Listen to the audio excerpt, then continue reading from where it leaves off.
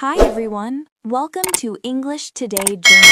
And hey, don't forget to subscribe if you enjoy learning English in a simple and practical way. By fear, procrastination, or negative self-talk.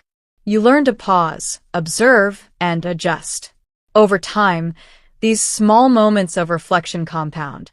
They help you make wiser choices, build better habits, and develop resilience in the face of challenges. You begin to notice that even little shifts in thinking can lead to meaningful progress in your life. Metacognition, in essence, is about giving yourself the awareness and tools to live intentionally. It's about noticing, understanding, and guiding your thoughts so that you can become the kind of person you want to be, one small insight at a time.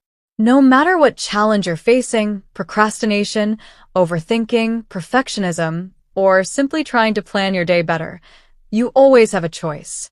You can pause for a moment, notice what's happening inside your mind, and then decide how to move forward.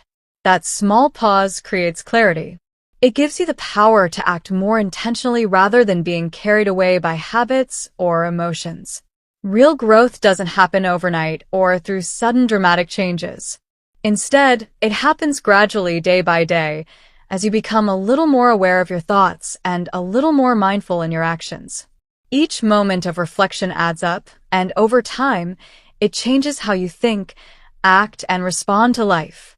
Now, let's go a little deeper and explore the two main parts of metacognition. Don't worry, it's not complicated. Once you understand these two parts, you'll realize that you're already using them in different ways, even if you didn't have a word for them before.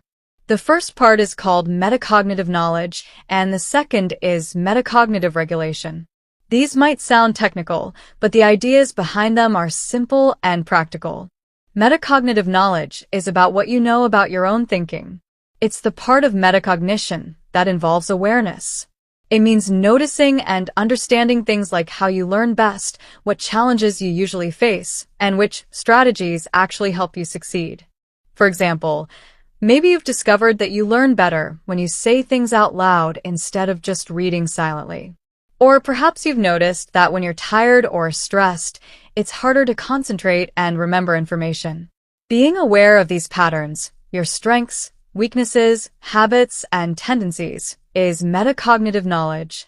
It's also about understanding the nature of different tasks. Writing an essay is not the same as preparing for a speaking test, and memorizing vocabulary isn't the same as learning a math formula. Each task requires different strategies, and metacognitive knowledge helps you recognize what approach will work best in each situation. Once you have that awareness, you can move to the second part, metacognitive regulation. This is about using your knowledge to guide your thinking and actions. It's the practical side of metacognition. For example, if you know that studying in the evening makes you sleepy and unfocused, metacognitive regulation would mean changing your schedule and studying in the morning instead. Or if you notice that reading silently doesn't help you remember information, you might choose to explain the material out loud, summarize it in your own words, or write notes to reinforce learning. It's about planning, monitoring, and adjusting your actions based on what you know about yourself. You set goals, check your progress, and make changes when needed. Together, metacognitive knowledge and regulation form a powerful combination. Knowledge gives you awareness of your thinking and habits, while regulation helps you take control and make choices that improve your learning, productivity, and daily life. You're not just reacting automatically to whatever comes your way. Instead, you're noticing patterns, reflecting on them, and guiding your actions with intention. This is how procrastination gets handled, how overthinking slows down, and how habits become more consistent. By using these two parts of metacognition, you start living with purpose instead of on autopilot. You notice your thoughts, understand your mind, and make decisions that help you grow. Even though the terms might sound technical, the process is natural and practical. Every time you stop and ask yourself, "What am I thinking? What works for me? How can I adjust?" You're using metacognition. Over time, these small steps add up. You become more aware, more resilient, and more effective in everything you do. It's not magic, but it feels like it because each insight makes your mind clearer and your actions stronger. Let's continue with an example to make metacognition really simple. Imagine you are trying to learn 20 new English words. Some people try to memorize the words by repeating them over and over, but that doesn't always work very well. You might remember a few words temporarily, but they quickly fade from memory. What works much better is connecting the words to real-life examples or using them in full sentences. This is exactly what metacognitive knowledge is about. It's about understanding your own mind and knowing the strategies that help you learn best. A person with strong metacognitive knowledge would stop and ask themselves, what's the best way for me to remember these words? They might decide to group the words into categories like food, travel, or work. Grouping them makes it easier to remember. Or they might decide to write each word in a sentence so they can see how it works in real conversation.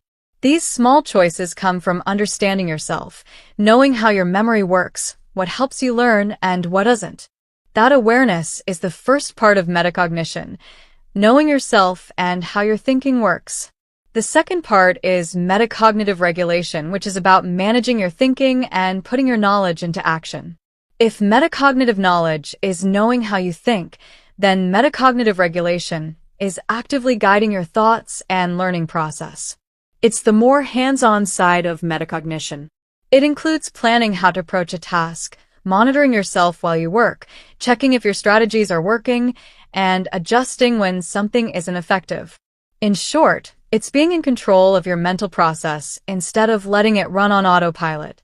Let's go back to our vocabulary example. You already know from experience that writing words in full sentences helps you remember better. That's metacognitive knowledge. But knowing it is only the first step.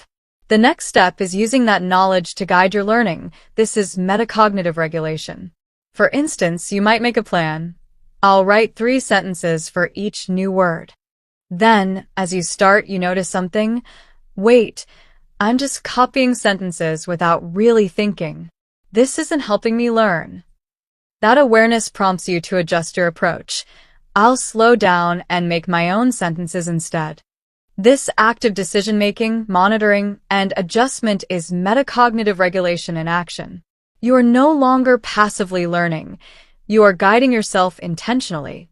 Metacognitive regulation is also about problem-solving and staying on track. While working on any task, you check in with yourself. Am I doing this in a way that works best for me? If not, you make small changes. You notice distractions, fatigue, or moments of confusion and adjust your strategy. You might take a short break to refresh your mind, change your study environment, or try a different method to see what works. Every step involves reflecting on your thinking and making conscious choices to improve it. Together, metacognitive knowledge and regulation form a powerful loop. Knowledge gives you awareness of your thinking, while regulation helps you act on that awareness. You notice how your mind works, plan strategies, monitor your progress, and adjust when necessary. Over time, this combination makes learning easier, helps you make better decisions, and allows you to manage challenges more effectively. You aren't just reacting to your tasks and thoughts, you're actively shaping how you think and how you grow. That's the true power of metacognition, understanding yourself, guiding your mind, and taking control of your learning and life, step by step. Think of metacognition like driving a car. When you're behind the wheel, you don't just let the car move on its own. You steer, adjust the speed, and decide the route. That's exactly how metacognition works in your mind. Metacognitive knowledge is knowing how your mind works. It's noticing your habits, your strengths, your weaknesses, and the ways you learn best. Metacognitive regulation is using that knowledge to guide yourself. It's planning, adjusting, monitoring, and making decisions based on what you know about your thinking. Together, knowledge and regulation make you a stronger learner, a clearer thinker, and a better problem solver in everyday life. To sum it up simply, knowledge is awareness of your thinking, regulation is managing that thinking. First, you notice how your brain works. Then, You use that awareness to plan smarter, make better choices, and grow faster. You're not letting your mind run on autopilot. You're actively choosing the direction, adjusting the speed, and deciding when to take a new route. And the best part?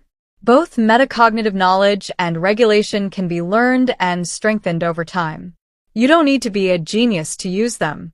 All you need is curiosity and the willingness to ask yourself simple, thoughtful questions.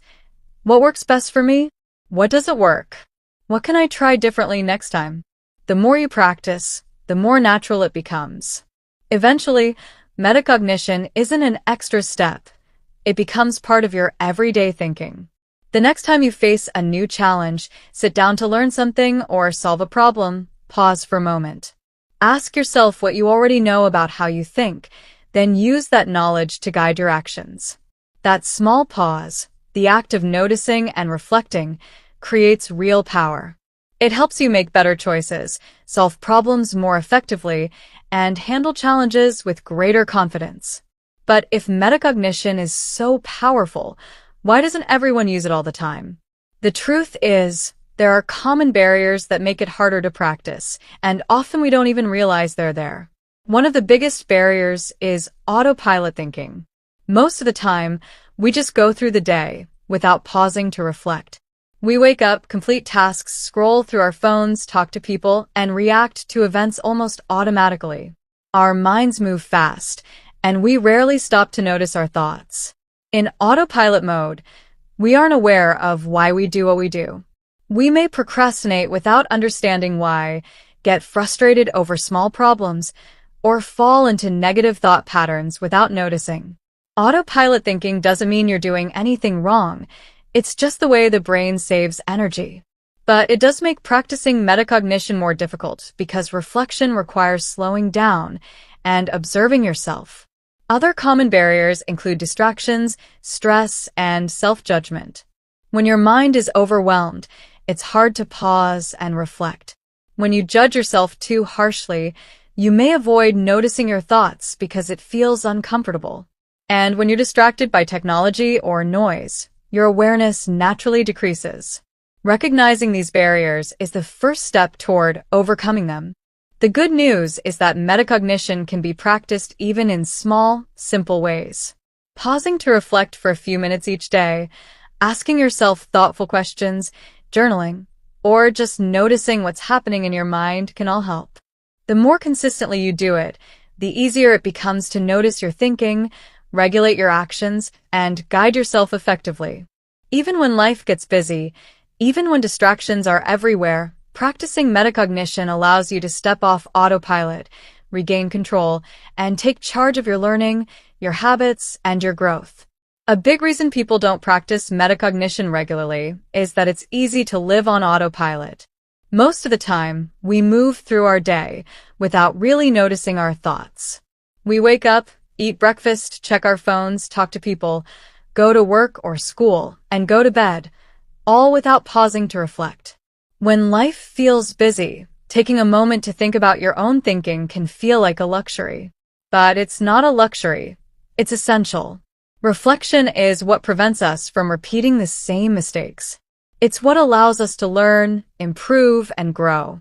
Another common barrier is fear of being wrong. Some people avoid self-reflection because they're afraid of what they might discover. Asking yourself, what went wrong? Or why did I act that way? Can feel uncomfortable, almost like admitting failure. But here's the important truth. Metacognition is not about blaming yourself. It's about noticing patterns, learning from them, and figuring out better ways to act in the future. Reflection is a tool for growth, not a judgment on who you are. Overthinking is another challenge. Ironically, thinking too much can actually block metacognition. Instead of helping you act or learn, you get stuck analyzing every detail. You spin in circles, imagining endless what-ifs and stressing about every small decision. Metacognition is not about endless analysis or criticizing yourself. It's about clear, purposeful reflection that leads to action.